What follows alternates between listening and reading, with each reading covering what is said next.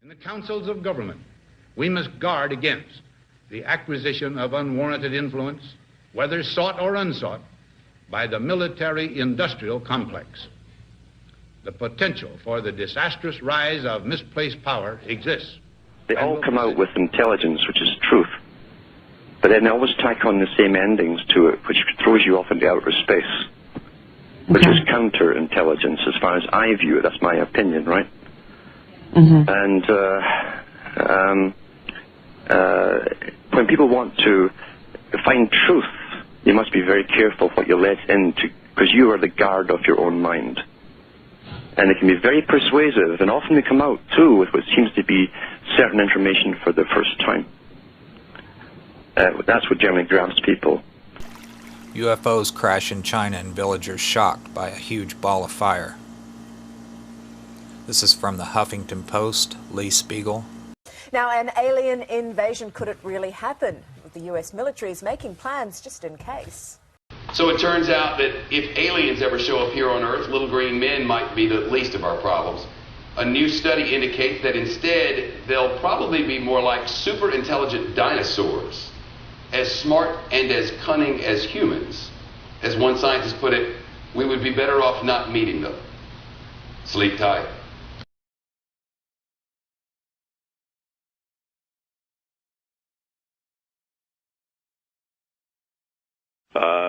The Star Nations kept their side of the agreement. They're honorable people and operate from very high metaphysical and spiritual principles. The same cannot be said of the four governments involved. There have been firings on Star Visitor craft from time to time, and one of the counselors said to me that the humans say, well, it was a mistake or a misidentification or human error. We didn't mean to do it, but of course these happened and did. One of them was even captured by astronauts who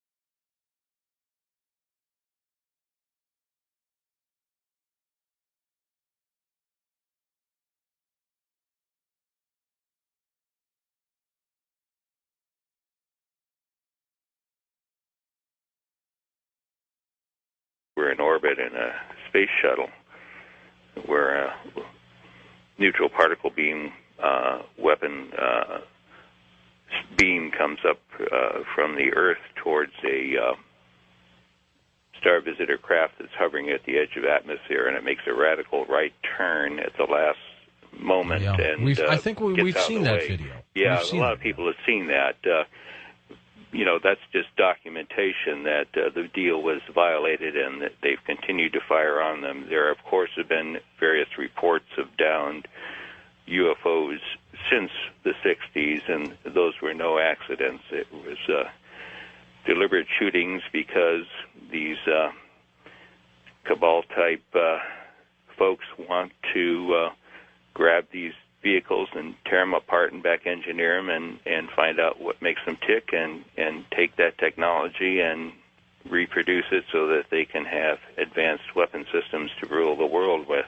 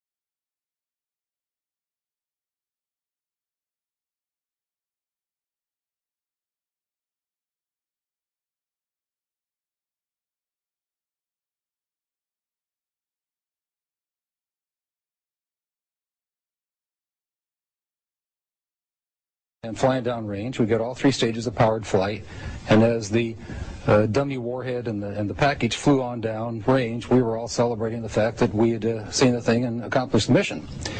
When I got back to the base with the film the next day, I was called into the office of Major Florence J. Mansman, and there were 3 people in gray suits standing in there. There was a 16mm camera and a screen set up. Major Mansman said, "Lieutenant, sit down and watch this." And he turned down the lights, turned on the camera, on the projector, and the film came on. And I recognized it as the film that we'd shot at Big Sur the previous day. Toward the end of the flight, I was looking at Major Mansman saying, "Pretty good stuff, huh, sir?" And suddenly he said, "Just watch this." And as I watched, the warhead, the dummy warhead, the chaff that was put out in front of it as a decoy to deflect the Russian anti-missile tracking radar, everything was flying along, and suddenly, in the same direction this stuff was flying at about 8,000 miles an hour, the object came into the frame, shot a beam of light at the warhead, flew up to the top, shot another beam of light at the warhead, flew around the direction it was flying, shot another beam of light at the warhead, flew down, shot another beam of light at the warhead, and flew out the same way it came in. Well, I don't see it. Why didn't you see this when you were shooting it? Well, it was 600 to 800 miles away from us. Oh, I got you. They confiscated. Well, first of all, the Major Mansman said to me, "What was that? Were you guys screwing around up there?" I said, "No, sir." And he said, "Then tell me what that was." And I said, "We got a UFO." And he said, "Lieutenant, you are never to speak of this again. As far as you're concerned, this didn't happen." Hold on, guys. I'll be right back. I got to take a break. Okay. It's the weight of the evidence, and it's like J. Allen Hynek, who is the Air Force Blue Book guy. He said, look, he says, it's an embarrassment of riches. We have so much material. We have so much information. But if you take for one case that we have in the Disclosure Project, and that's a man who was the senior guy at the FAA, and they were tracking this object over Alaska, and it was at one point in the sky, and in one sweep of the radar, it would be 40, 50 miles away, moving completely non-linearly, not like an airplane. And we have the radar tape, we have the pilot report, we have all the evidence from the airline and the government. And this whistleblower who came forward, John Callahan, he said, "I'm one of the senior officials in the government that not only have the evidence, but was part of a cover-up to keep the American people ignorant about it." And 2 men he identified as officers from Wright-Patterson Air Force Base brought him a model, an impression of a lower jawbone. They wanted a working model made. He was to keep no records, and the mold he created to make the model was broken and thrown in the trash as the Air Force officers left. Smith retrieved the broken mold pieces and put them back together at home, and he made his own model. He said he knew this just wasn't human. Few have ever seen it, and those that have can't identify it.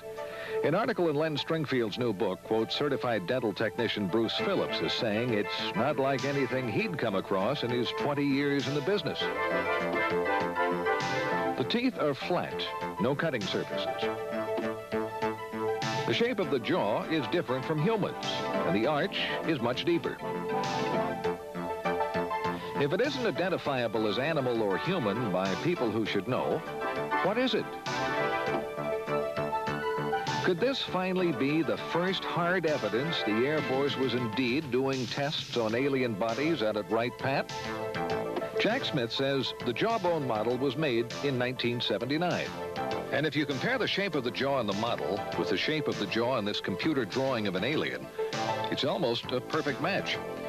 Some sources claim the drawing was part of a government UFO briefing in 1978, same time frame, and was based on photos from Wright-Pat.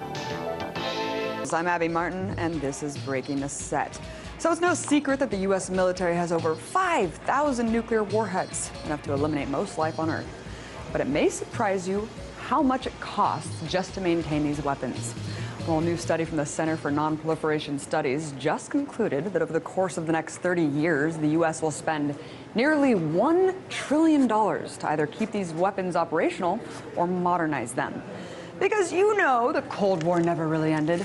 And if there's one thing we need to be spending billions of dollars on, it's mass killing machines. So while this country continues to lag behind in education, income equality, and sustainable energy, at least we can keep the people of the world up at night knowing that the Cold War is alive and well, and we got our nukes locked and loaded.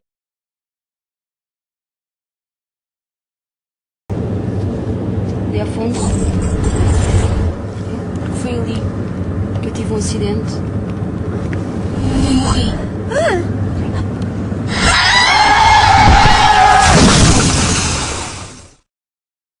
Lo siento, no.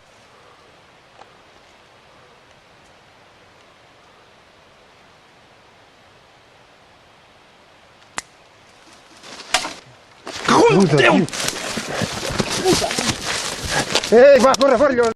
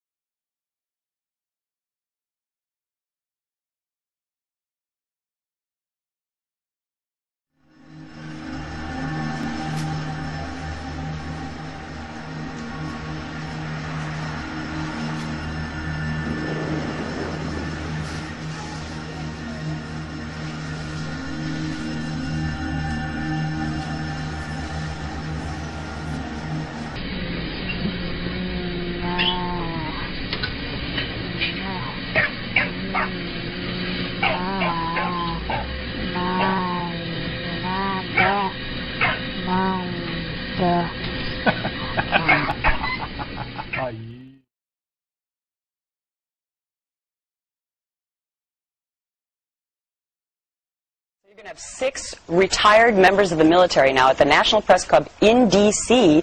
They're going to say these incidents go back to 1967, 1980. Now, they don't have any recent episodes. That could be because these gentlemen have all been retired for some time, so they haven't been in the loop. But they all say the same thing, that when they noticed these situations happening, they were all told, you cannot say anything about them. Which is well, good the for United us. Nations knows that they're going to be doing this press conference today because What do you now mean? they're going to appoint a Earth contact ambassador for those aliens. Her name is Moslin Othman, and she's going to be known as the leader of the Office for Outer Space Affairs. But now the United Nations is getting ready for a contact with aliens from outer space. This is Moslin Othman. She's out of Malaysia. She will be planet Earth's first interstellar diplomat. NASA's new Kepler spacecraft detecting hundreds of planets that they believe have the potential to support alien life forms. It is studying more than 150,000 stars, and that's just in one small patch of the sky, okay? If the 700-plus candidates are actually planets, it could triple the number of known planets in deep space. Good morning. My name is Carol Rosen. In 1974, after being a 6th grade school teacher, I was introduced to the late Dr. Wernher von Braun, in the U.S. the father of rocketry. In my first meeting with him, during that first 3.5 hours, he said to me, Carol, you will stop the weaponization of space. And I said, you know, teachers don't stop until June. He said, no, you have to understand, this is February.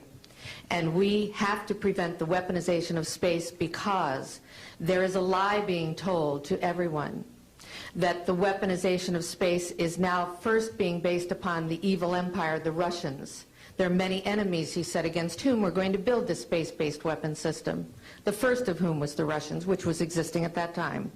Then there would be terrorists. Then there would be third world countries. Now we call them rogue nations or nations of concern. Then there would be asteroids.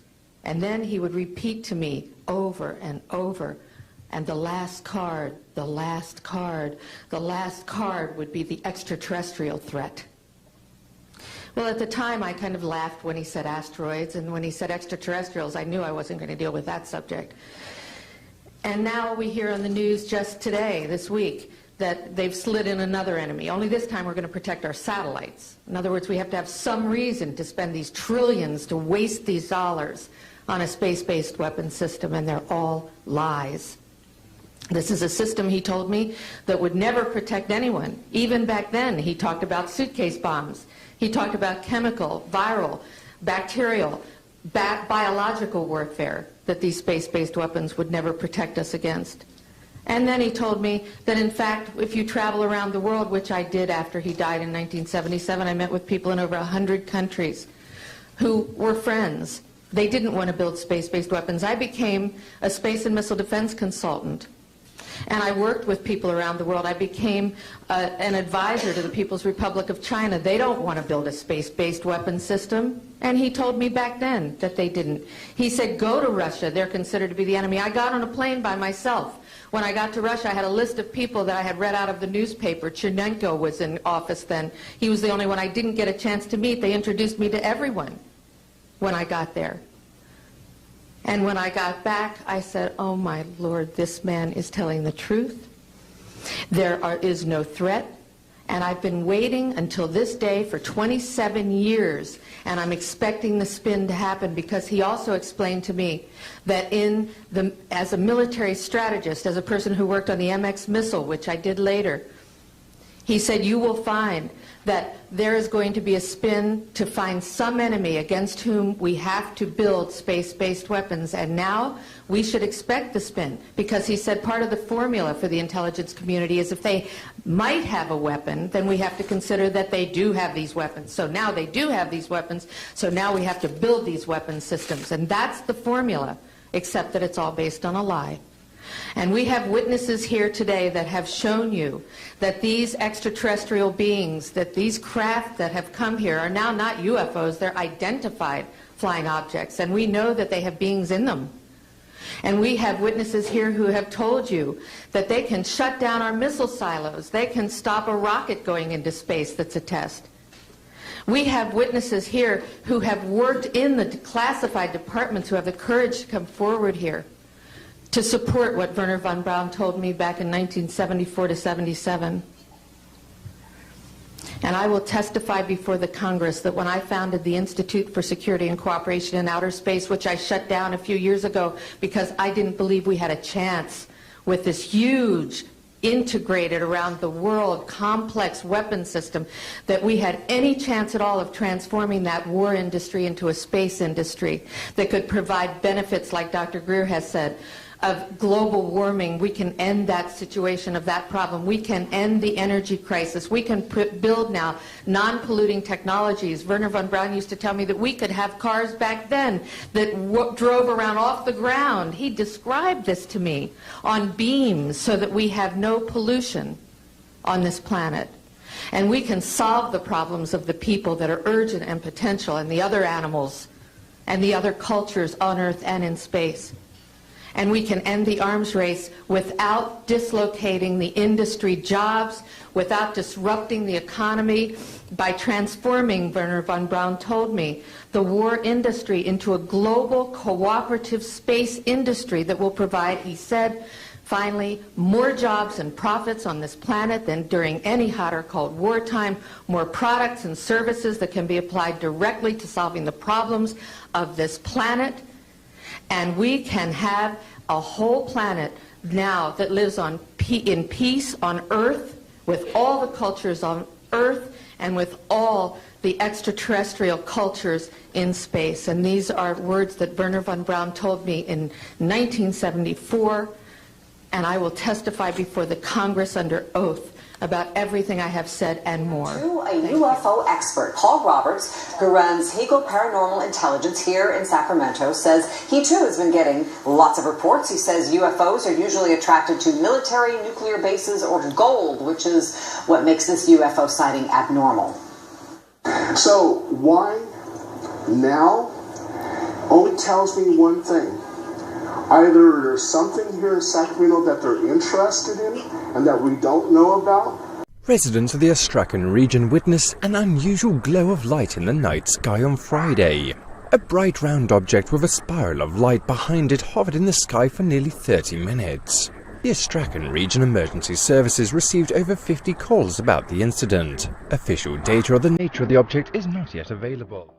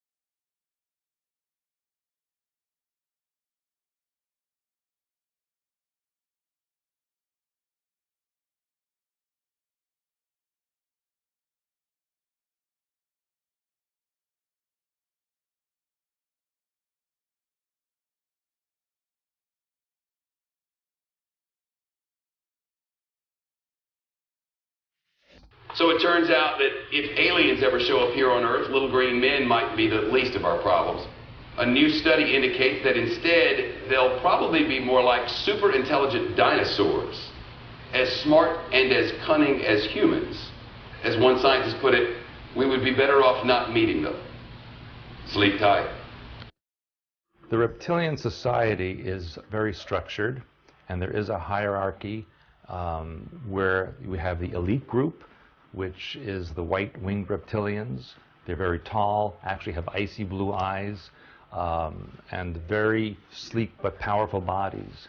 And then it works down all the way, 7 levels in at least the Draco Empire, to a workforce or drone-like reptilians, which are quite small, perhaps 3 to 4 feet high, very brown, scaly skin, not very intelligent, basically do what they are told. In between, you have a military class, you have a spiritual or religious leaders that are very much like we would have bishops and cardinals and popes. They also have an intellectual caste, and then a general mass of people. For all intents and purposes, if you really wanted to know what the Draco Empire hierarchy was like, just look at the Hindu caste system, which was based on that. If you read about Hindu legend and even anything in East Asia, it talks about the Naga, which were the 7-headed reptilians, which came ashore in Asia after their continent sank in the Pacific, and is spoken about in all of the Asian, Southern Asian, and East Asian legends and histories. The 7-headed reptilian, or Naga, really represents the 7 levels of the caste system in the Draco Empire hierarchy. The first time I ever had contact with reptilian beings was when I was working as a teenager, believe it or not, in the Montauk Project between 1970 and 1983. They were what I would consider to be of the military or warrior class, very large, powerful, mean-looking, scary-looking. When you're 13, 14 years old and you see an 8 or 9 foot tall creature with fangs and green and yellow eyes coming at you, it's very scary. They were kind of there as observers, along with observers from the U.S. government, the Israelis, the Russians, Germans, and even British. They were there to watch and exchange information on the programming techniques and the technology that the U.S. government had developed from other alien technologies, as well as what they had discovered from Atlantean. Reptilians are an ancient race. They were actually a hybrid mix many billions of years ago, which came into a foundation of us not really understanding who and what they are. We still don't really understand the total mixing, but we believe that there's a centering of space that brings them through those who come from another outside energy connected to parallel worlds. They didn't come from this world, certainly, and they didn't come from the 15th, which is the opposite end of the spectrum to us. They came from outside. They came from a world before time, and they were mixed with some of our own species. We can't deny them as human beings because they also have light orbs as we do, but they have unfortunately taken a lot of our stolen gold and created a set of hybrid human beings that seem to be very responsible for a lot of the downfall of our worlds and a downfall of quite a lot of the worlds of our friends. They've not only taken over our planet, which we like to know as Ki, as opposed to Earth, because in the higher worlds we know it as Ki. This is a representation of the energy that the Earth brings to us. They have also savagely harmed spaces outside these worlds, and some of our very dear friends today, such as the Arturians, the Ashtari, also the Andromedarians, also those from the Pleiades, plus numerous other cultures that also belong to a species of humanoid. These species have also been very degraded and very, very pulled down by a long-term reptilian rule. We are on the space now of actually emerging into a new world. Reptilians are falling back. Most of their original species, as in those who are still in full reptilian body, no longer exist. We have been working endlessly for many centuries to remove this, and we are hoping that one of their major centres, that seems to be where they all accumulated in the 16th and 1700s, being a landmass of mountains known as the Alps, particularly in a space that we know today as Switzerland, seems to have gravitated in a huge number of this species. I can't say that all Swiss are reptilian. I can only say that quite a lot of their orbital structures show reptilian space. These reptilian spaces are not really what we need to have in our environment. We cannot point a finger at someone and say we don't like you, but I think we know that there are a certain kind of human that is not very loving, not very honest, not very kind, not very generous, and will probably do anything in his power of ego to take over anyone else, particularly those of the more gentler species. I think on this present day, where we are in our year 2014, from the Gregorian calendar, it's very difficult indeed to say who are we, what are we, and where have we come from. I think the only point is to say that when these reptilians of full reptilian format actually leave the planet this time, they will not come back in orbital structures. They are not going to be harmed in this life. They won't even know if they are reptilian or not reptilian. But when they take themselves to the higher worlds, as in when they close their eyes finally and die, as in they leave the life source of the body behind, because as you know, no one ever dies. We only return to our orbital structures, and we then move forward to the higher worlds and the higher world play. When these of full reptilian body actually leave the planet this time, they will return to nowhere, because there is no structure that will allow them presence, and there is no space where they can actually rejuvenate. So as from the 25th of March 2014, I would like to say that we are extraordinarily hopeful that we will eventually close the door on what has been taking place amongst our worlds for billions upon billions upon billions of years, which in fact only took a total governorship of our worlds around the 1930s, 1940s, when the experiment of how many reptilians could actually be squeezed into mountain regions actually took place. Many reptilians have been on our planet for many thousands of years. They have been very much governed by those who prefer to rule by using warfare, as opposed to those who would rather form a governorship of hearts who belong to servitude for the people. I think we're all very aware these days that our governments don't really serve us, but they are serving someone else. And I think that's somebody else who seems to really enjoy taking our gold out of our bank vaults. I do believe that this gold is sent on ships, as in spaceships, to the higher worlds. And I do believe that this gold is then handed over to reptilian species who actually then recreate light orbs to be quite a devastating space that are then brought down into our communities as human beings. Sadly, this has been going on for a long time, and sadly, we have no way of telling totally who is who and what is what. The only thing I can say is, I don't think they can move any more of these light orbs into our space. I don't believe when they leave our space they can rejuvenate anywhere, and I do believe that we have some exceptionally amazing brothers of other species, as in our dear Arturian brothers, who do have quite a few spaceships on the dark side of the moon. I also believe that there is a ship that the American government has talked about as being a comet.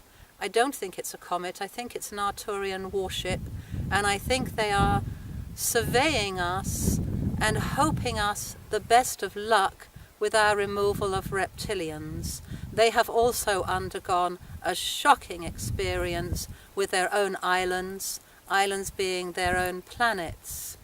We wish them love, hope, and harmony, as we wish every species who desires reptilian-free governorship in hope and the presence of bringing a peaceful world into harmony for all times. Thank you.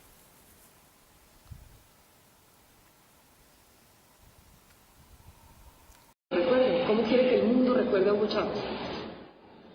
Dos palabras, dos que son un hombre.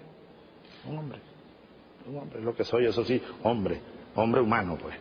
Hombre humano, porque hay seres humanos que no tienen forma humana, pero no son. Yo soy un humano. Estamos ayudando a crear una raza híbrida. Es una raza destinada a la extinción, a menos que nosotros los ayudemos. Como prueba de que lo que está viviendo es auténtico, tiene videos y fotografías de las naves que la abducen. Los videos son impresionantes. Son nocturnos tomados con su celular, donde se aprecia un disco volador desplazándose en un plano diagonal, con fuerte luz interior y que no se asemeja a nada parecido de la Tierra. Por otro lado, las fotografías son muy claras, bien definidas, con puntos de referencia o acercamientos donde se aprecia que se trata de discos voladores. Para finalizar, pudo fotografiar a uno de estos raptores. Tiene exámenes radiológicos donde presenta pruebas de implantes que tiene en el cerebro. Se determinó que era un objeto sin poderse calificar. No tengo ninguna cicatriz donde se aprecie por dónde entró el objeto. La mandaron a hacerse exámenes y el doctor encontró un ritmo cardíaco parecido a un bebé, pero no se veía el bebé. A Giovanna le fue practicado un aborto en su casa al tener complicaciones con el feto, y lo que encontró el médico fue algo espantoso, un híbrido entre humano y otra raza. Se grabó todo el proceso, las imágenes son fuertes. Se encontró una especie de placenta donde dentro se encontraba el producto, con características humanas. Se observan dos extremidades superiores y dos inferiores, el torso, pero la cara parece más a la raza que la está abduciendo. Un aborto, con una malformación. Era un monstruo. 50% of all Americans believe the extraterrestrial explanation accounts for these sightings. Up to as many as 90% of Americans believe the government is outright lying.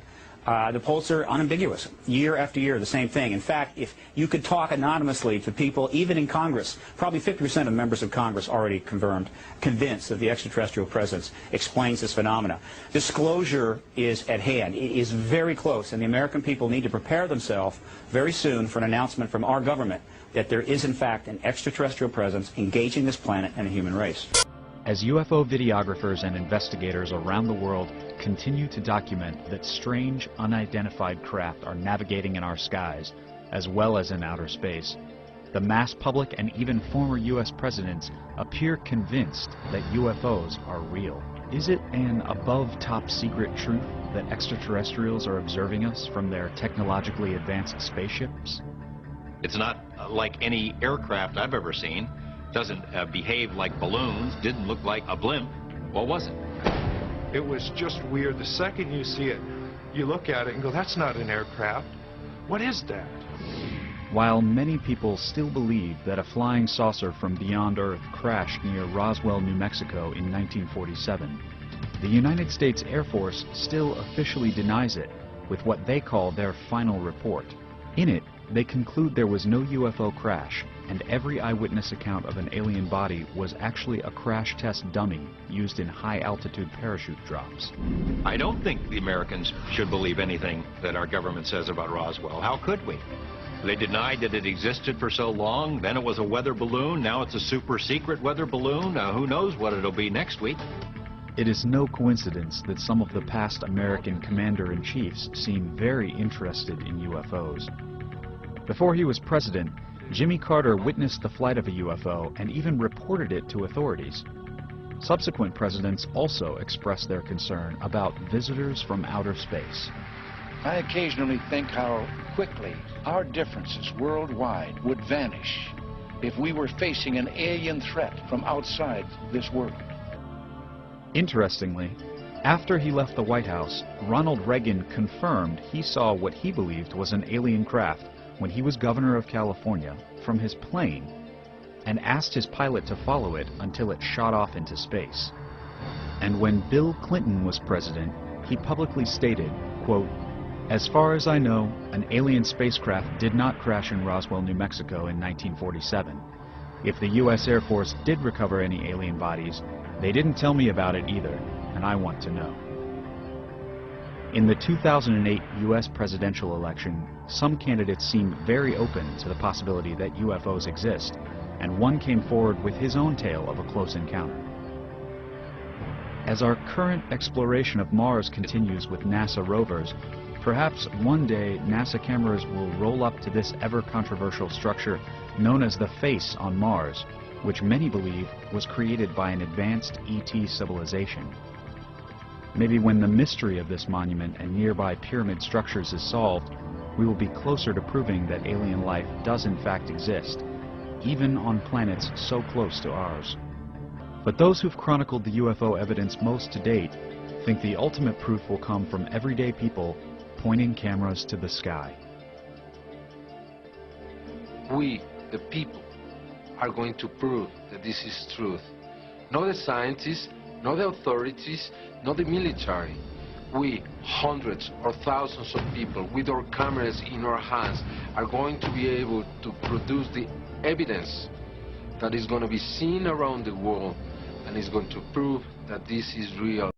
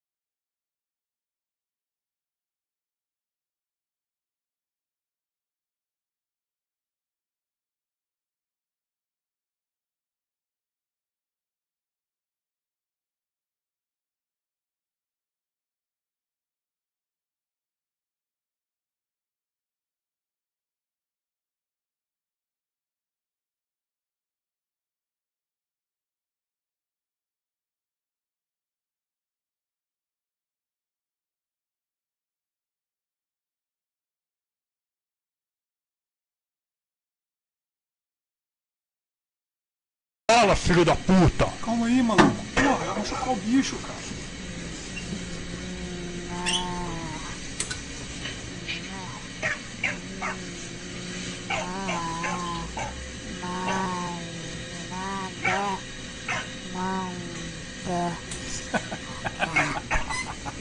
Aí, não falei que ele ia falar, ó.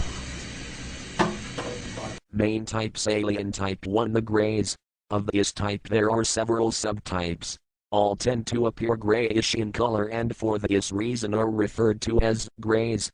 Gray type: this is the type most commonly referred to as the greys, also known as Zeta Reticuli from the Zeta Reticulon star system, the Bernard star neighboring the Orion area. They function in a mode that is apparently military in nature with a rigidly defined social structure that holds science and conquering worlds to be the prime movers. They are normally about 4.5 feet tall with large heads and black, wraparound eyes. They have limited facial features, slit mouth and no nose to speak of. There seem to be two main social classes. One is the more hawkish and is more abrupt, crude and blunt. The more dove-like ones are more refined and capable of a more business-like behavior towards humans, and prefer to use more diplomatic behavior to gain control over humans. This type of gray is what I believe is being referred to as the orange class of grays. They seem to be emotionless by human standards and therefore are seen as cruel in their treatment of human beings. They are able to take human lives without any regard for that individual. They apparently can use certain substances of the human body for their sustenance and therefore appear to be carnivorous in regards to humans. I also read that they extract fluid from some part of the human brain during intense emotional response fear and are able to use it like a recreational drug. It is my understanding that these greys are actually servants to a master race of reptilian-type aliens and are trying to prepare the Earth for their arrival by gaining control over the Earth through many means. They tend to enjoy the feeling of freedom they have on Earth, away from their masters, and would desire the help of humans in confrontations with the reptilians. Which appears to be a consideration for the near future mid-90s. These greys have their best known bases in New Mexico and Nevada, but are also known to have bases in many countries of the world. Grey type B tall greys from Orion, usually about 7 to 8 feet tall. Reports often exaggerate their height as being 9 to 12 feet, with facial features somewhat similar to grey type A, with the exception of the large nose found on type B greys. These greys also have technologies that allow them to perform certain actions that appear miraculous. These greys are less viscous towards humans than type A greys, but are still considered hostile. They tend to influence more through political controls and negotiated agreements with those in power. Their main bases seem to be in the Aleutian Islands. These are the type seen not long ago in eastern Russia.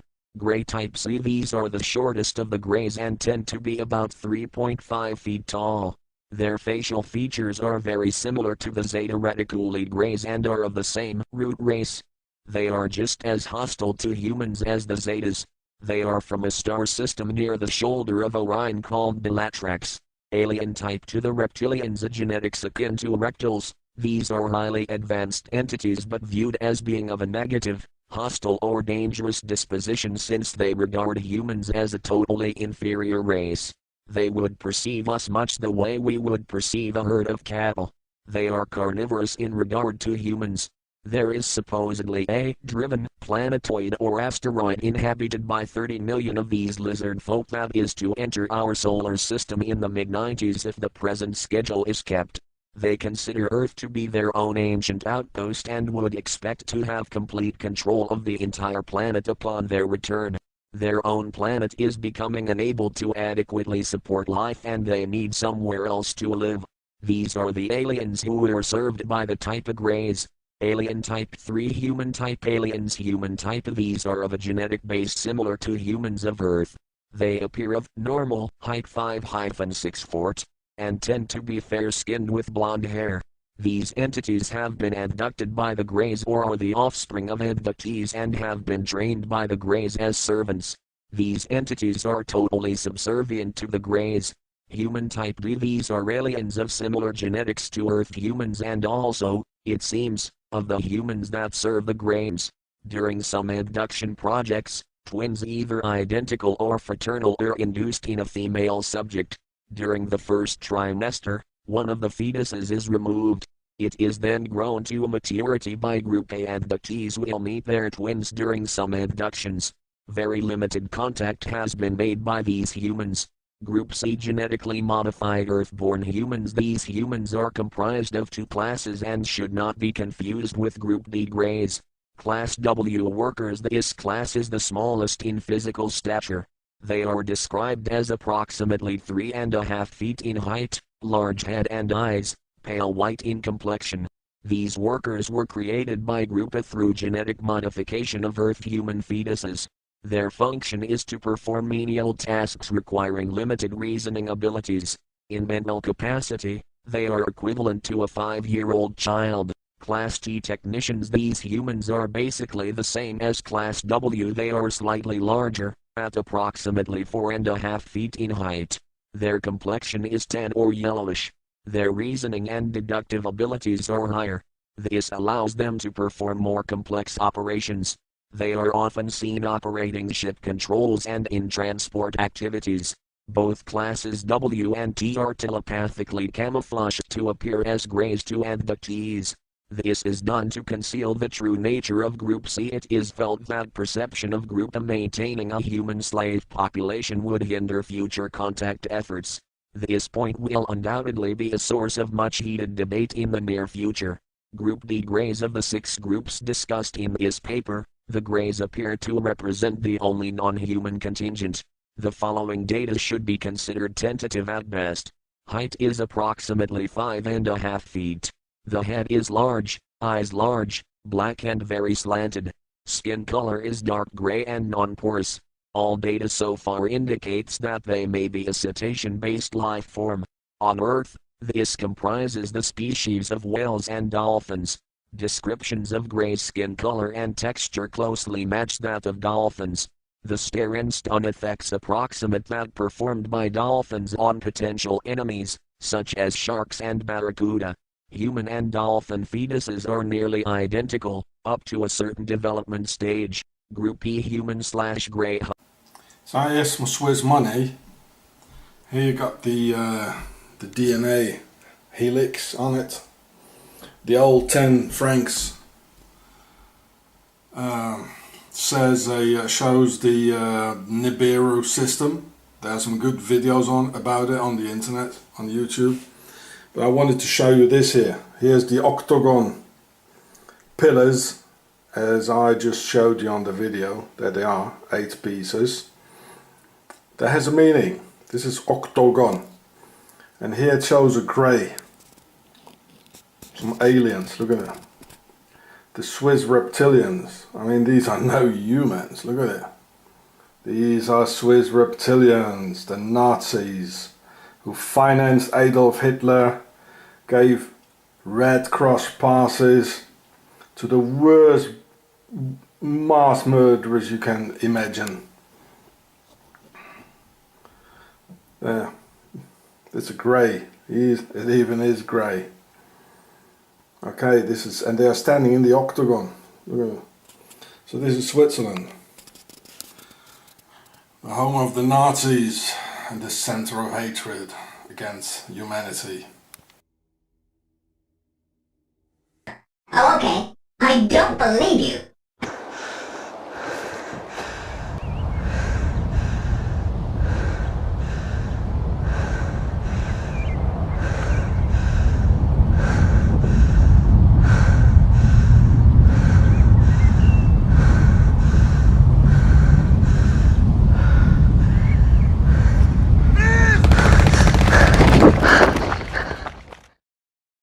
Now, it's shot at an iPhone looking through the eyepiece of a telescope, so it's kind of hard to see, so we blew it up. I don't know if you can see that, but there's something orbiting that planet over there. Elijah shot the video on December 20th around 5:05 p.m. in Sacramento. I saw something that I'd never seen before. I saw another object orbiting this, you know, whatever it was up there.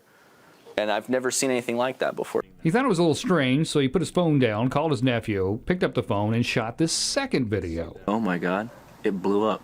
What the? Something just blew. Once again, it's his camera phone shot through a telescope lens, so we zoomed in and we slowed it down. As soon as I put the camera to the telescope, it just blew up. And I didn't know what to say. I don't blame him. It certainly looks suspiciously like an explosion. So I sent the video off to Dr. Stephen Moran. He's the guy that wrote Astrophysics for Dummies. He said, Cody, I don't recognize the explosion as an astronomical phenomenon. I'm not sure what that means. Well, whatever it was almost never seen by Elijah or anybody else. Not because it's a tiny speck in a big old empty sky, but because of Craigslist. You almost got rid of that like what, a week before? Almost got rid of it a week before. I was trying to sell it on Craigslist, and I was getting offers. And man, you know what? At this time, you know, I'm glad I didn't sell it. Aliens. Cody said he contacted a Vatican expert about the explosion and was told it could be some sort of light refraction. Could be. Who knows? Or aliens. Or aliens, yeah, that's a possibility.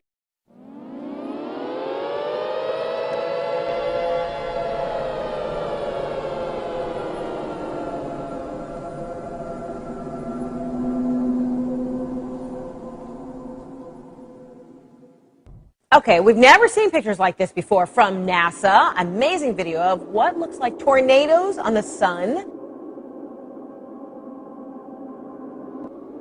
Signs in the heavens and the earth. And what we're seeing is that these events continue, one after another. There's been a lot of buzz over the last few weeks about strange sounds being heard in the atmosphere. People around the world and here at home have reported hearing some bizarre noises. Some strange noises heard around the world the last few weeks, from Arizona to England, and right next door in Manitoba, all showing folks alarmed by what sounds like a noise straight out of a science fiction flick.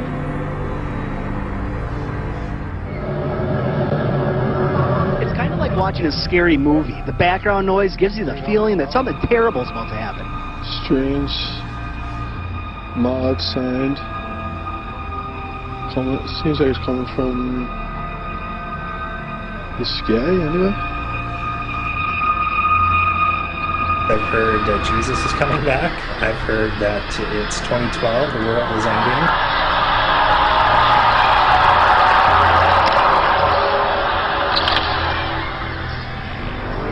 This phenomenon stretched beyond North Battleford. Similar experiences were reported in Saskatoon, northern Saskatchewan, and parts of the U.S., even in Europe.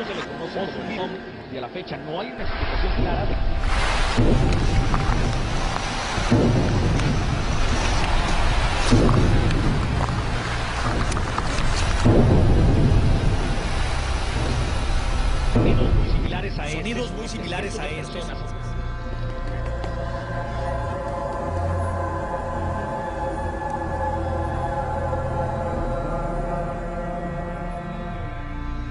I've never seen this before. Are you doing video? I have never seen this before, and I'm doing video. That's Can correct. we please send it to James Spain and the Weather Channel? That we are in the birth bank. Something is going on. We are in unprecedented, uncharted waters.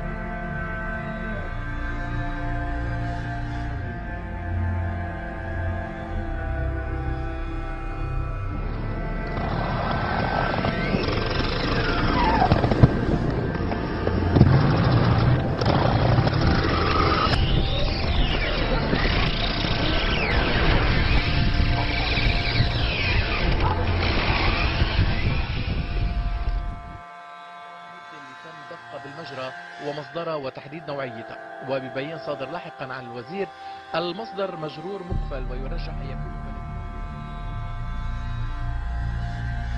A terrible mystery gripping the world right now. Birds, fish, and all kinds of creatures just dropping dead.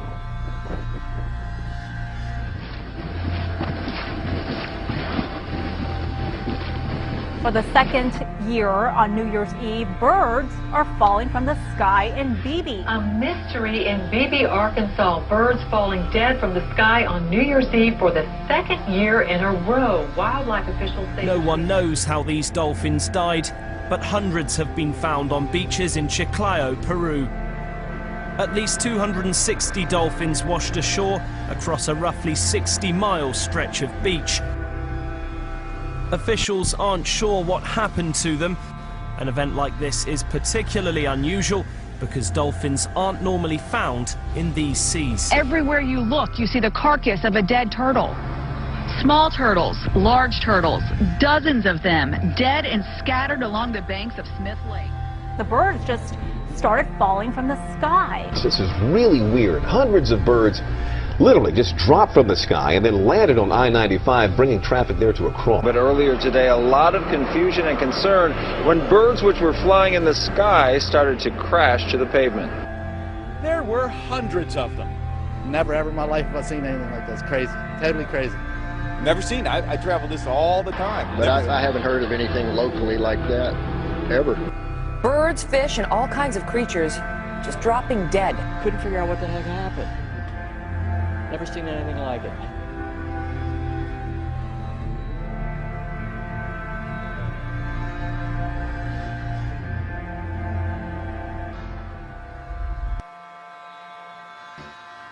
Something strange has happened in the skies above Britain. Police throughout Scotland and the north of England received calls of a bright light streaking across the sky on Saturday night.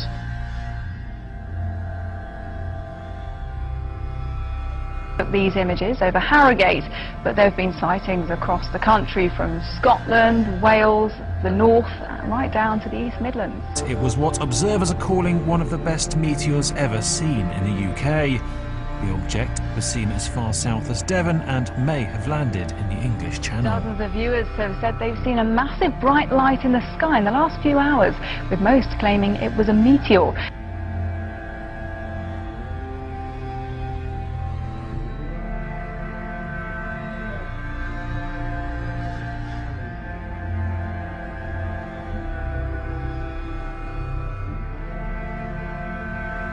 You'll be hearing a lot about this next item over the next 11 months, but astronomers have identified a new asteroid about 150 feet across, which is headed our way and may come so close to Earth that it will pass between us and the satellites orbiting in space above us. There's some debate in the scientific community about whether a direct hit is even possible. This is called 2012 DA-14. They say this will be the closest pass of an asteroid in the history of tracking such things. And again, while this pass is supposed to miss us, the experts all say there's nothing wrong with making sure your affairs are in order. So should we be nervous about this whole thing? Well, this is a serious story because the latest round of solar flares captured in this incredible video. Take a look at this. It's from NASA overnight. The bursts that you're seeing there, charged particles erupting off the surface of the sun. And we saw an even bigger solar flare Tuesday night. Right now, all of those particles are racing toward the Earth, as you said, about 4 million miles per hour. And it's growing as it gets closer to us. On top of that, the problems will arise when the flares reach the Earth's magnetic field, apparently. That's when we could see mass power. It's like a cloud of birds, but a giant cloud. It's really creepy. It's kind of like, is the world coming to an end here or something? I mean, it's scary. The whole sky will fill up with black birds. But it's crazy. It's scary, ain't it? How many do you think? Like a million. It's like we're being held hostage. Held hostage in maybe a 3-mile radius by blackbirds. When it comes down, it sounds like rain coming down. I mean, literally, from inside of our apartment, you think that it's raining outside. What a sight this is. Thousands of dolphins swarm a whale-watching boat off the coast of Orange County. You're looking at hundreds upon hundreds of dolphins breaching out of the water. The unusual spectacle was caught on tape.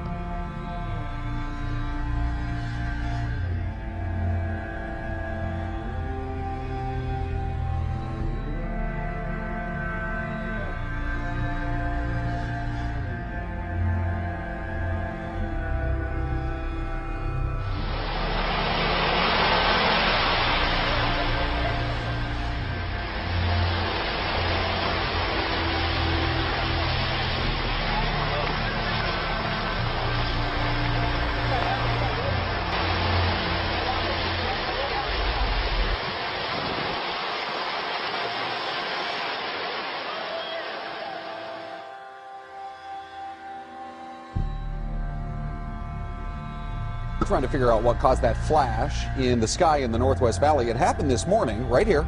If you haven't seen it, here we go. During Andrea's traffic report, look, we're going to slow it down for you right there. Look in the background. Looks like some kind of very bright light, almost like it was an explosion or something. Our first thought was maybe a transformer. But we checked with APS and SRP. They said they haven't had any trouble. We haven't had any reports of any explosions either. Here it is one more time for you in slow-mo. So it is still a mystery.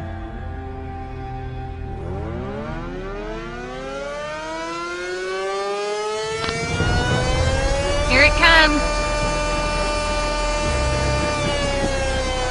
Okay, release easily.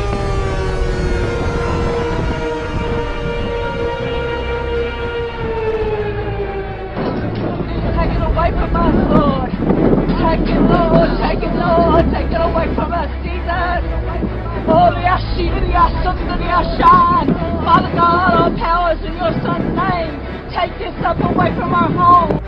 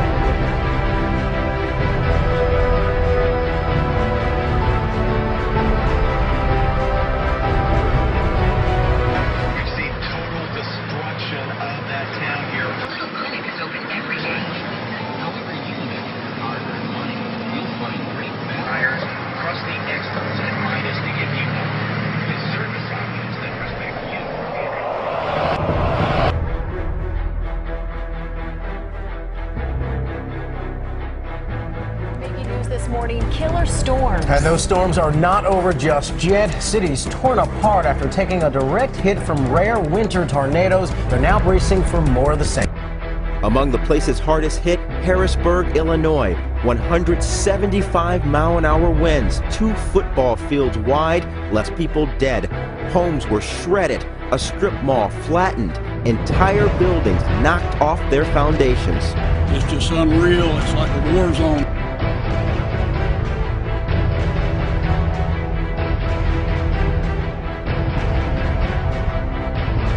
A somber Saturday morning as hundreds of thousands wake up to sheer devastation. His entire town's all gone, flattened in a flash. This massive storm spawned more tornadoes in one day than we usually see in an entire month. Here's what we know right now. At least 29 people dead. This is the second round of killer tornadoes just this week. 95 tornadoes ripped through yesterday. If those are all confirmed reports, this would be the greatest tornado day, one-day event in March for all history.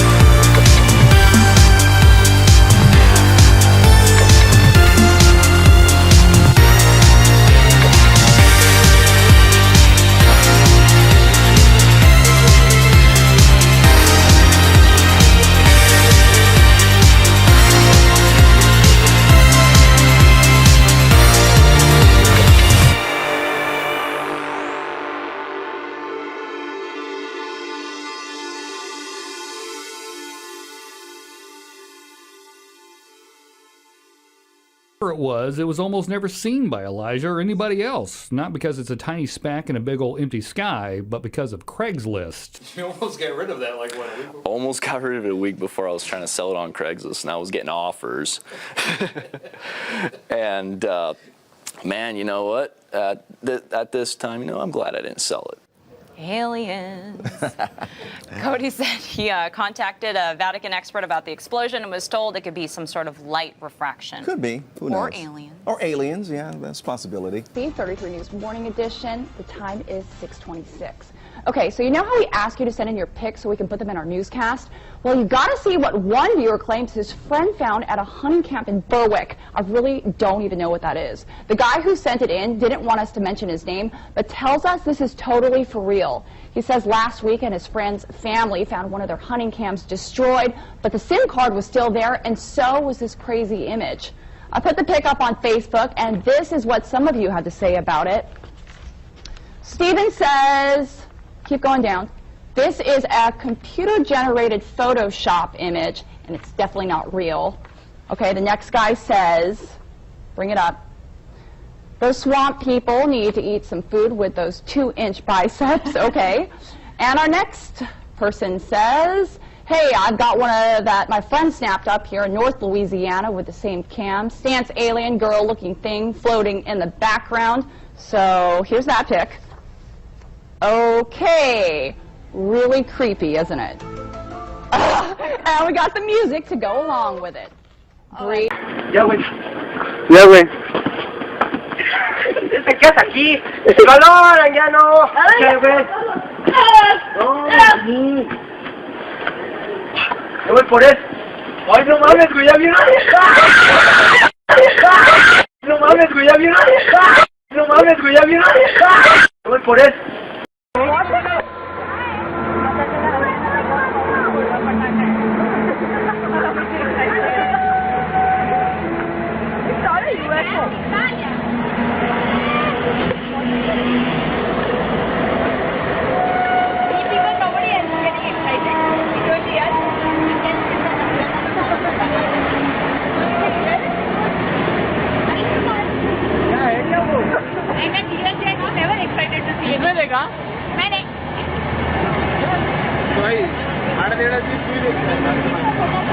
वो जगह से वो आगे नहीं आ रहा है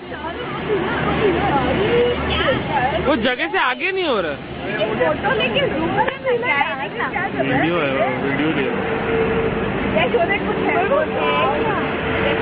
वो rocket में पीछे आग लगी है वो क्या है रॉकेट में आग लगी है वो क्या है आसमान में अजूबा वो क्या है आसमान में अजूबा क्या जूम करके आंटी का फोटो ले रहे क्या जूम करके आंटी का फोटो ले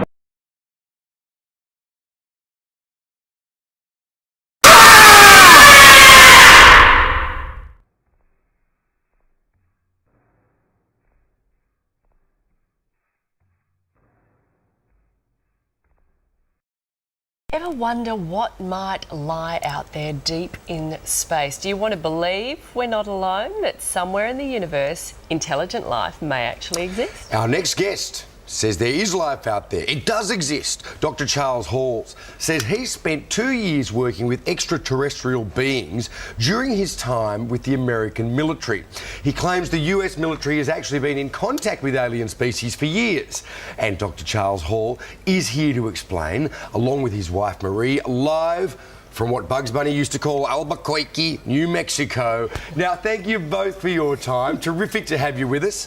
Firstly, Charles, can you tell us your story of how you managed to come into contact with these beings as you worked with the military? I'm a Vietnam veteran, and I enlisted in the Air Force in July 1964, and I was trained as a weather observer. And I was sent to Nellis Air Force Base, Nevada, outside Las Vegas, Nevada. And for 2.5 years, I was sent up to the gunnery ranges up at Indian Springs, and I was given a clearance to allow me to go anywhere in Dreamland as long as I was alone. I discovered that up there at the north end of Indian Springs Valley, which you can see on the map, in the state of Nevada here in America, that there was a base which the U.S. Air Force maintained for a group of extraterrestrials who were tall and white. And I, as the duty weather observer, was allowed to go up there, or they were allowed to come down to where I was. And the interaction took place over more than 2 years. Wow. During those 2 years, I also came across, I also interacted to a lesser extent with the Roswell Greys, and I've also personally talked with the extraterrestrials that I call the Norwegians with 24 teeth, who come here from a very nearby star, perhaps Bernard star. And my experiences, my presentations, my books are unique because I'm the only person that I know of that was allowed to interact with the extraterrestrials, the tall whites, for more than 2 years. So 3 different species of aliens you're talking about there, Charles? Yeah, can you describe what they look like, that is what they correct. were like? Well, I'll start with the tall whites. They're thinner than we are, and they're very frail. Throughout most of their life, they are the same height as I am, 5'11", but they live 10 times longer than humans. They live 600 or 800 years. Wow. But they don't age the way we do. When they get to be equivalent to a human of about 40 years, that means when they're about 400 years, they start growing again instead of aging as humans. Right. And then they go, and this continues, and so that by the time they get to be 600 or 800 years old, they're very tall, 8.5, 9, or 10 feet tall. But this is not necessarily good because their skeleton grows more than their internal organs. And so there comes a time after 600 or 800 years when their skeleton, their body is tall, but their organs can't support it. At which time they die a natural death, because they're just flesh and blood creatures like we are. If they injure themselves, it takes them 10 times longer to heal up than a human. Yeah. So there's a trade-off. Yeah, right. They still look fresh as a daisy when they go, though. They look like Tilda Swinton. Hey, just quickly, you had them there. You were working with the aliens on any particular project, or was the military working with the aliens on a particular project? Was there, I don't know, technology sharing or, you know, botanical cross-fertilization?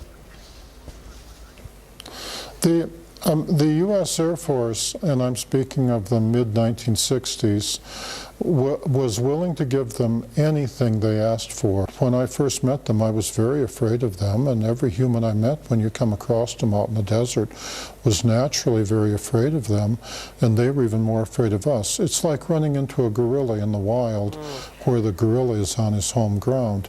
So they had to go through a process of becoming used to being around humans before they could take part in the technology transfer program.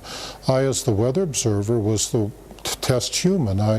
As an enlisted man, I was expendable, you know. Sure. I was the one they send out there and say, the weather guy? What the big picture is here, which we haven't actually talked about between us, is extraterrestrial involvement. You've got to be very careful about that.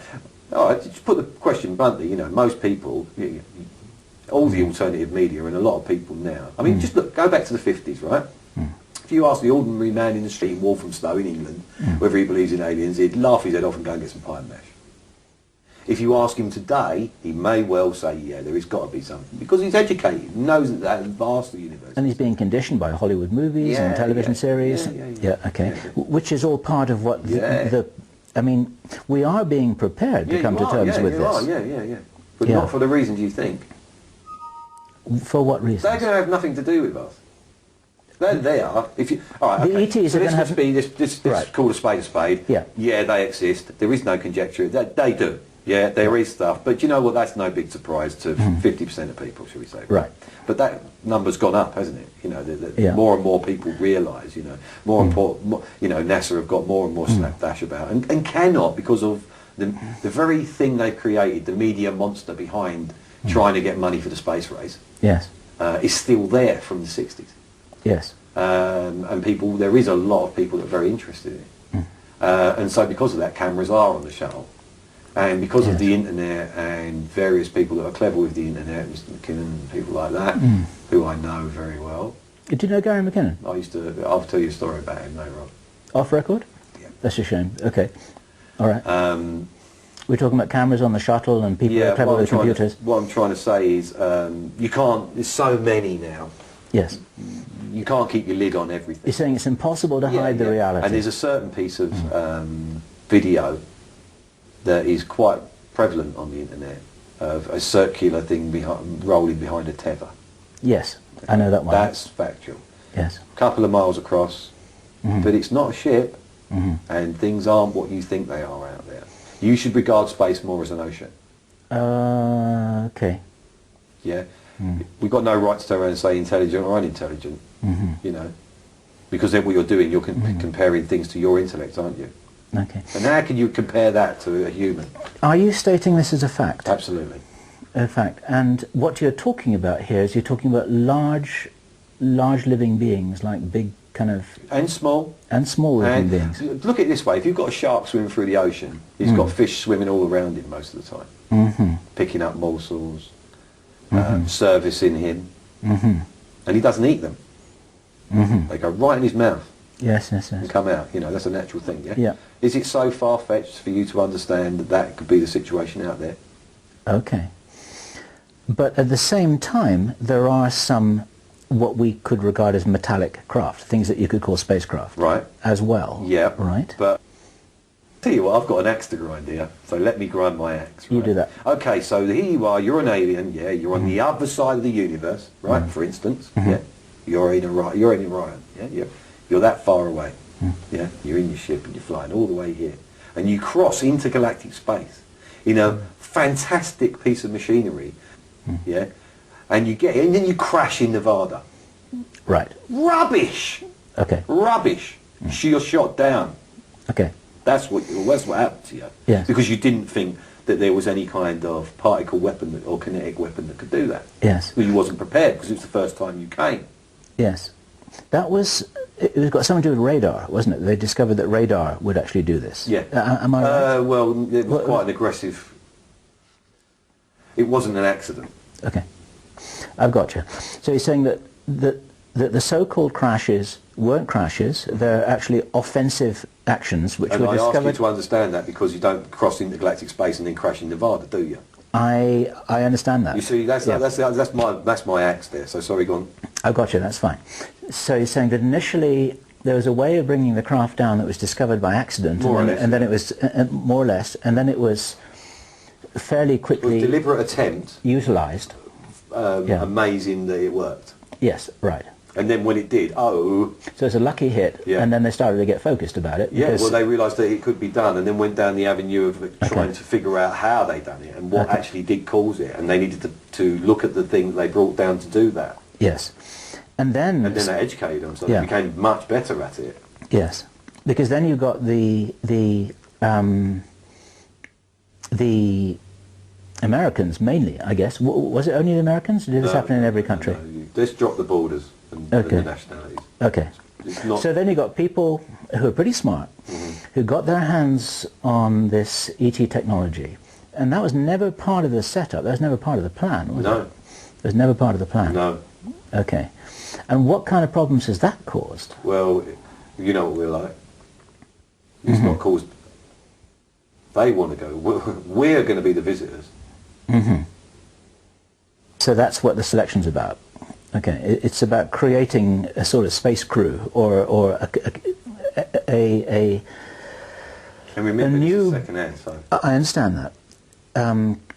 A new breed of humanity who will be well equipped to go off into the cosmos like the Crusaders. Yeah. Yeah, like the Crusaders. Like the Crusaders. And it's like you give... It's like you've got the spirit of the Crusaders and you give them extraterrestrial technology to move with. There you go. And then... And are any of us in any doubt that we're going to start planet hopping within the next century? Are you actually in any doubt with the technologies available now? Because we're doing it with robots. personally, I'm in no doubt at all that we've got a Mars base. Oh, right, okay.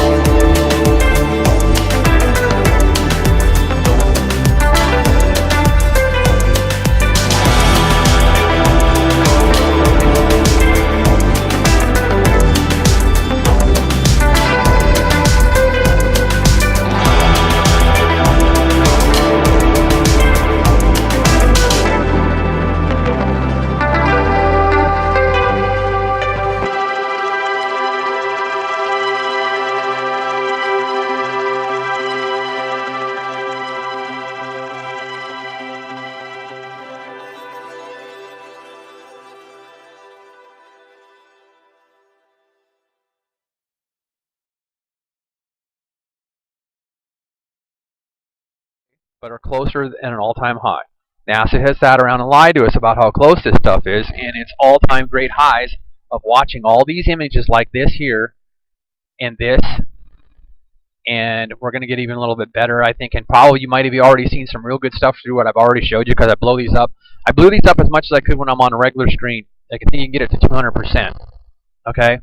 So you're seeing planets and so forth, and what you actually see when you go to my site, and there's way more than one out there, ladies and gentlemen, because tons of stuff in space is triangulation. There you go. That is Blink 229, Lumi 229, CL 101 229. NASA has all kinds of goddamn numbers to mess everybody up in what something is in space. Okay?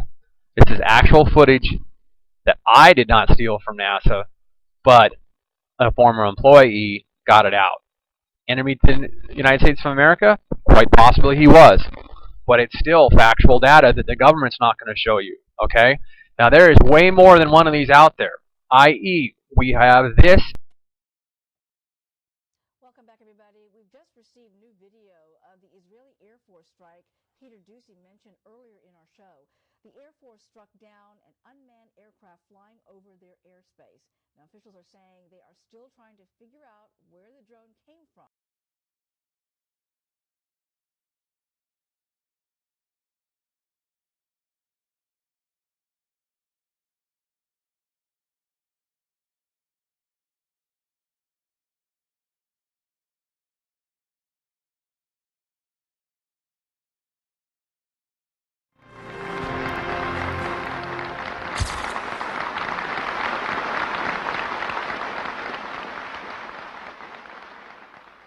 A part of that plan, of course, is to induce the gradual surrender of American sovereignty, piece by piece and step by step, to various international organizations, of which the United Nations is the outstanding but far from the only example. Now, here are the aims for the United States. 1, greatly expanded government spending for every conceivable means of getting rid of ever larger sums of American money as wastefully as possible. 2, higher and then much higher taxes. 3, an increasingly unbalanced budget despite the higher taxes. 4, wild inflation of our currency. 5, government controls of prices, wages, and materials, supposedly to combat inflation. 6, greatly increased socialistic controls over every operation of our economy and every activity of our daily lives.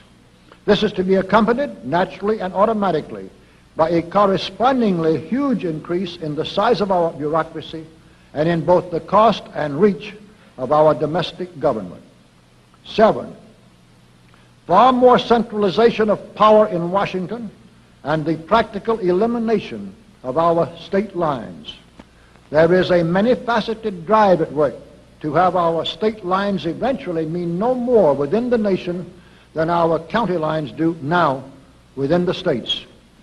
8, the steady advance of federal aid to and control over our educational system, leading to complete federalization of our public education. 9, a constant hammering into the American consciousness of the horror of modern warfare, the beauties and the absolute necessity of peace, peace always on communist terms, of course. And 10, the consequent willingness of the American people to allow the steps of appeasement by our government which amount to a piecemeal surrender of the rest of the free world and of the United States itself.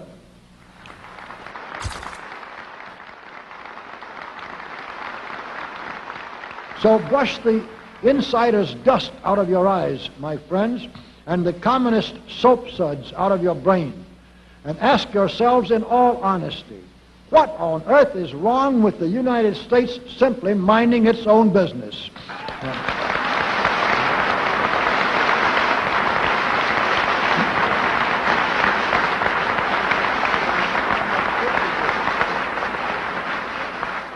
Or with having its foreign policy function primarily for the safety and benefit of the American people.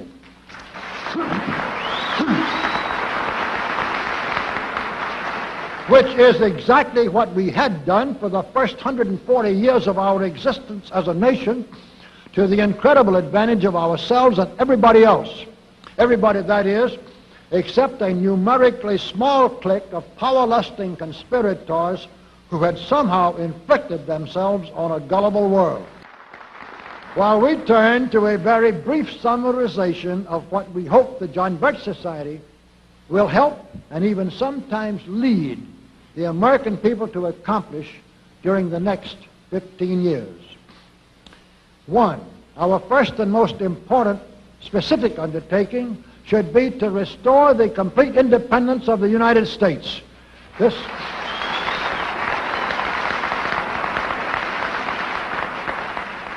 This includes our resolution to get us out of the United Nations and get the United Nations out of the United States.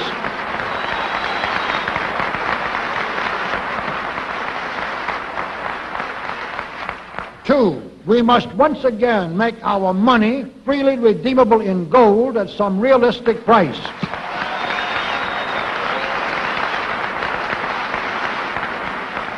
And we must take all practicable legislative steps to prevent a recurrence of the enormous thievery and other subversive crimes that have been perpetrated on the American people through a contrived inflation by every president from Franklin Roosevelt through Richard Nixon.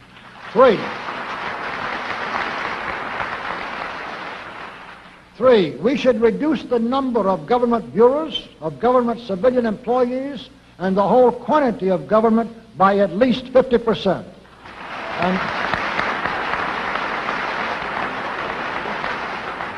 And we should achieve at least this much reduction in proper fashion through gradually convincing a majority of the American people of the wisdom of such a course.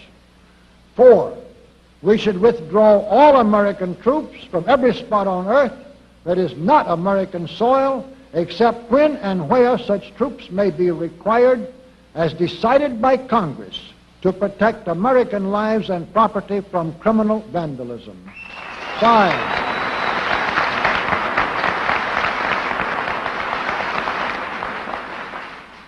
Five, we should get government out of the areas and functions and activities where government does not belong. Again, all steps to this end should be taken gradually, but nevertheless just as rapidly as enough of the American people can be persuaded to support such progress. Any such achievement will require a truly massive educational force, but that's exactly what we hope to build during the next 15 years. We could go ahead for at least 100 numbered items, but the John Birch Society will undoubtedly be working on more than that many specific projects, which will be laid out in its bulletins before another 180 months will have rolled around. And all of these projects will fit into the general pattern indicated by the 5 major objectives listed above. So let's really wind up this marathon monologue with one final thought. None of us can guarantee anything about what the future will bring. Your speaker knows what a job we have before us to rid our country of the scourge of communism within the next few years, and then to go ahead on our constructive program so well that 15 years from now we shall already be entering an era of far less government, of a much sounder sense of responsibility, and, with God's help, of a better world. But I sincerely believe that it can be done, and this much I know. If every man and woman in this audience should leave here tonight feeling in his or her own mind and heart that it can and must be done, then it surely will be. And so, all of you patriots of good character, good conscience, and noble ideals, whom we can reach with the filmed version of this speech in 1,000 other audiences, it is with a great deal of confidence and energizing will to win that we invite you to join us in our epic undertaking. While to all of you great, wonderful friends in this present audience, I certainly extend my very deep thanks indeed for so much patience and attention. Thank you and good night.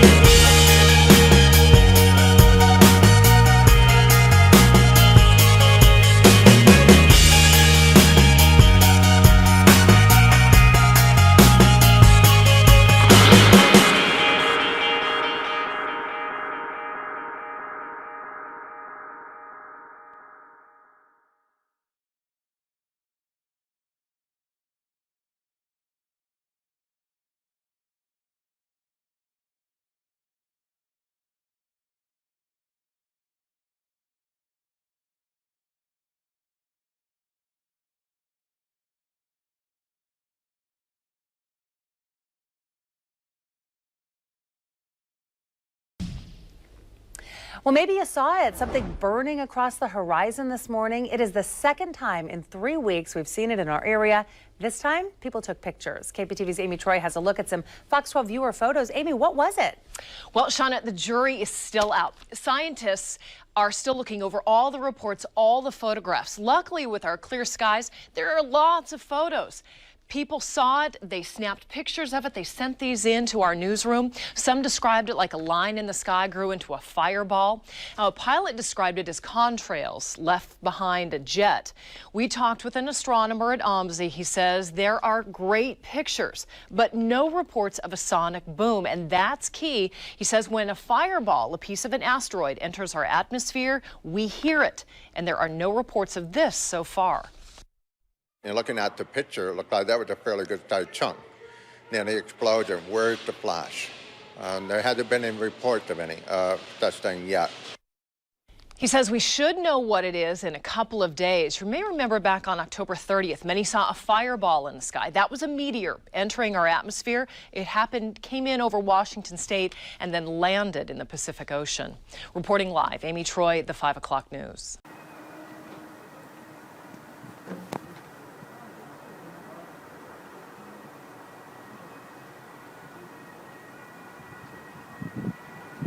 The fireball flew Friday night. The East Coast does not mean the end of Western civilization as we know it. Although you may have succumbed to the prophecy that some social media stopped running.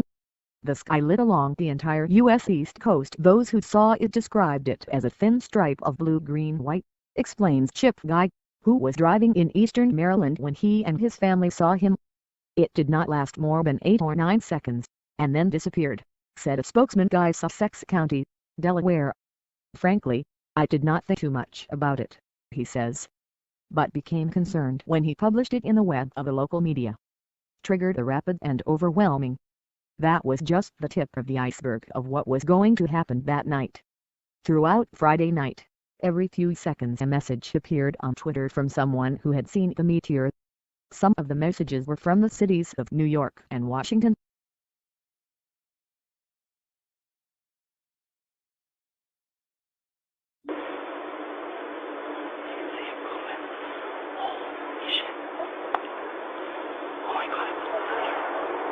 That wasn't thunder. That was that thing blown up. Oh my God, there it goes again. I don't care, that woke me up. Oh, it's still booming. Holy shit. Okay.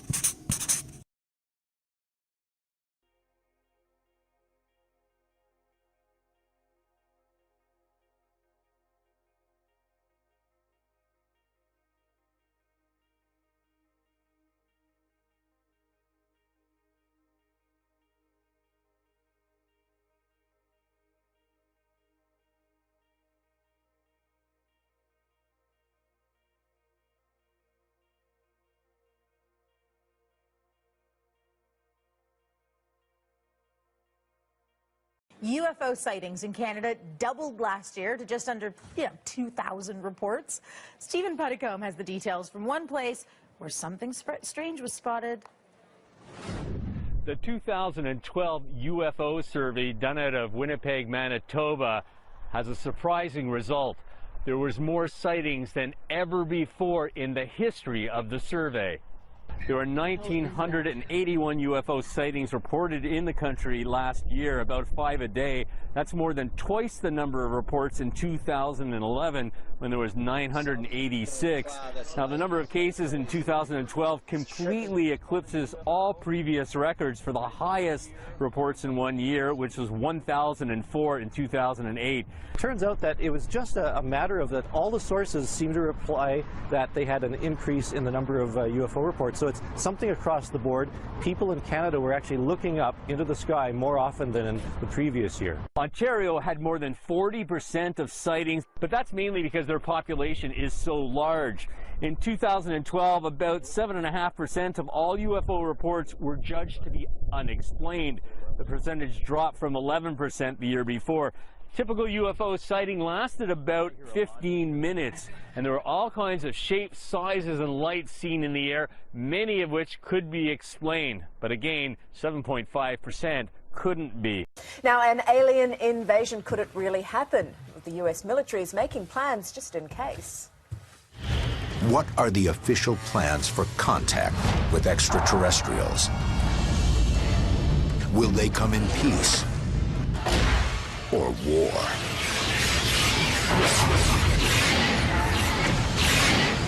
And what can humanity do in the face of alien invasion?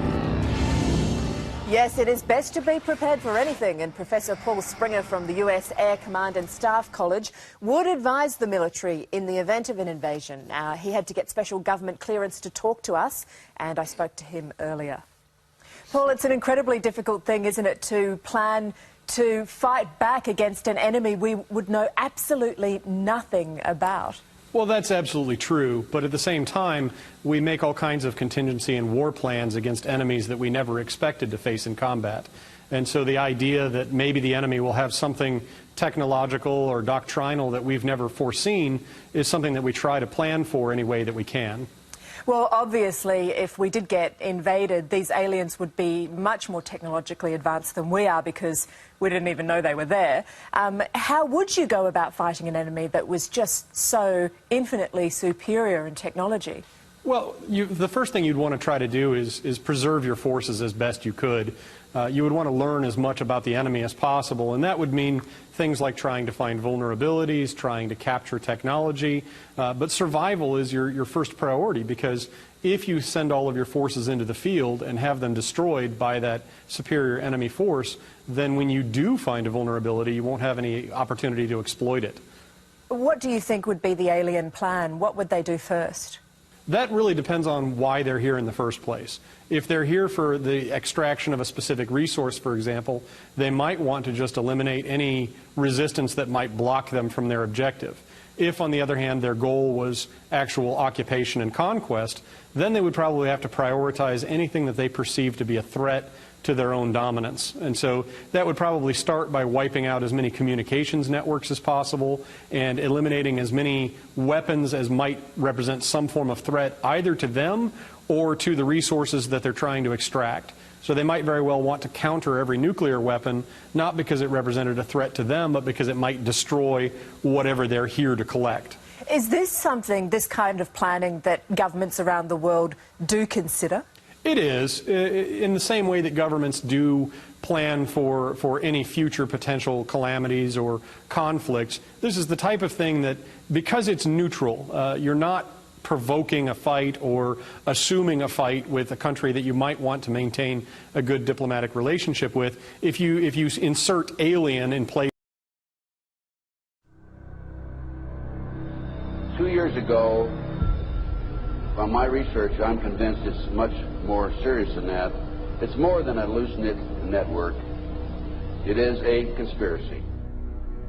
In 1784, a copy of this document was sent to the illuminist Weishaupt and delegated to foment the French Revolution. Mean the Illuminati was responsible for the French Revolution? Yes, absolutely. The courier was struck dead by lightning as he rode through Ratisbon on his way from Frankfurt to Paris. What about a little divine intervention there, huh? The police found the subversive documents on his body and turned them over to the proper government authorities. After careful study of the plot, the Bavarian government ordered the police to raid Weishaupt's newly organized lodges of the Grand Orient and the homes of some of the most influential associates, including the castle of Baron Bassen-Sonderdorf. Additional evidence thus obtained convinced the authorities that documents were a genuine copy of a conspiracy by which the Synagogue of Satan had controlled the Illuminati at the top, planned to use wars and revolutions to bring about the establishment of one kind or another of a one-world government, the powers of which they intended to usurp as soon as it was established. In 1785, the Bavarian government outlawed the Illuminati and closed the lodges of the Grand Orient. In 1786, they published the details of the conspiracy. The new order of the world, our enterprise is now a success. He said these blind slaves say they are free and highly educated, even as they march behind, notice this word, signs. Have you ever taken time to analyze a sign or a billboard or a logo?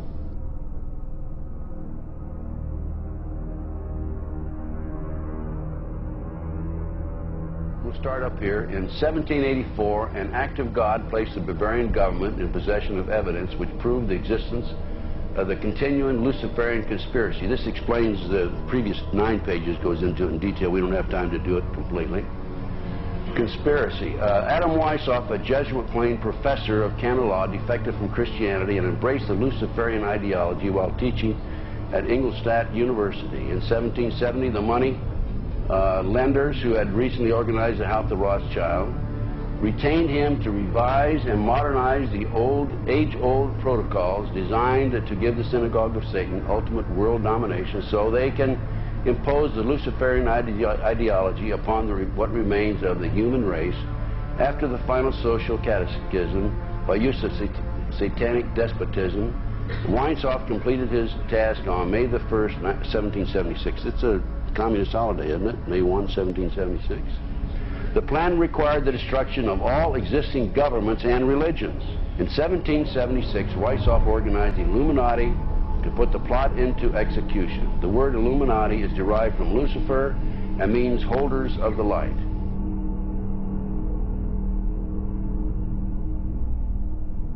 Weishaupt's revised plan required his Illuminati to do the following things to help them accomplish their purpose. 1. Use monetary and sex bribery to obtain control of people already occupying positions in high places in the various levels of all governments and other fields of human endeavor. Once an influential person had fallen for the lies, deceits, and temptations of the Illuminati, they were to be held in bondage by application of political and other forms of blackmail and threats of financial ruin, public exposure, and physical harm, and even death to themselves and their loved ones. Number 12. Told those present that they must use their wealth to have candidates chosen to public office who would be obedient to their demands and would be used as pawns in the game by the men behind the scenes. The advisors will have been bred, reared, and trained from childhood to rule the affairs of the world. Number 13, control the press. Number 16, infiltrate into the secret Freemasonry to be used for their purposes. That's been documented many times. Number 17, expound the value of systematic deception, use high-sounding slogans and phrases, and advocate lavish promises to the masses, even though they cannot be kept. I will not forget the wound to our country and those who inflicted it. I will not yield. I will not rest. I will not relent in waging this struggle for freedom and security for the American people. So I don't know where he is. Nor do, I just don't spend that much time on him. We will not tire. We will not falter.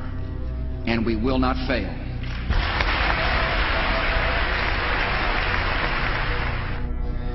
Terror is bigger than one person.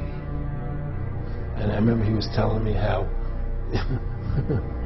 you're going to see soldiers looking in caves for people in Afghanistan and Pakistan and all these places, and there's going to be this war on terror, of which there's no real enemy.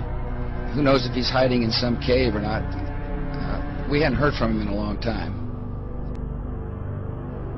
Operation Northwoods, the plan called for innocent people to be shot on American streets. This is the Pentagon. For boats carrying refugees fleeing Cuba to be sunk on the high seas, for a wave of violent terrorism to be launched in Washington, D.C., Miami, and elsewhere. People would be framed for bombings they did not commit, planes would be hijacked using phony evidence, all of which would be blamed on Castro to justify an invasion of Cuba 40 years ago. An aircraft at Elgin Air Force Base would be painted and numbered as an exact duplicate for a civil registered aircraft belonging to a CIA proprietary organization in the Miami area. At a designate time, the duplicate would be substituted for the actual civil aircraft and would be loaded with selected passengers, all boarded under carefully prepared aliases. The actual registered aircraft would be converted into a drone, remote controlled plane, their word for it. Takeoff times of the drone aircraft and the actual aircraft would be scheduled to allow a rendezvous south of Florida. I mean, he's been tested unlike any other president. This 9/11.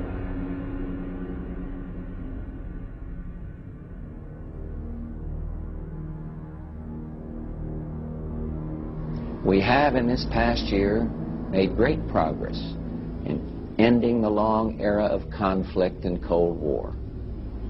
We have before us the opportunity to forge for ourselves and for future generations a new world order, a world where the rule of law, not the law of the jungle, governs the conduct of nations.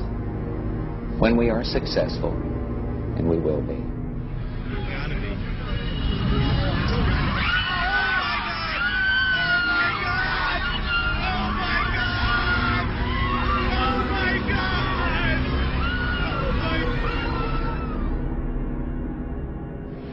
He argued that the use of any and all means to reach their final goal was justified on the grounds that the ruler who governed by the moral code was not a skilled politician because he left himself vulnerable and is in unsuitable position to his throne. He said, those who wish to rule must have recourse to cunning and to make-believe because great national qualities like frankness and honesty are vices in politics. Fellow citizens will meet violence with patient justice, assured of the rightness of our cause, and confident of the victories to come. In all that lies before us, may God grant us wisdom, and may He watch over the United States of America.